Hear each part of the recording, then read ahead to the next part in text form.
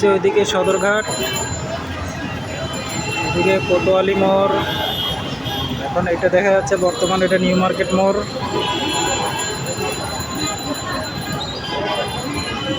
যে new market.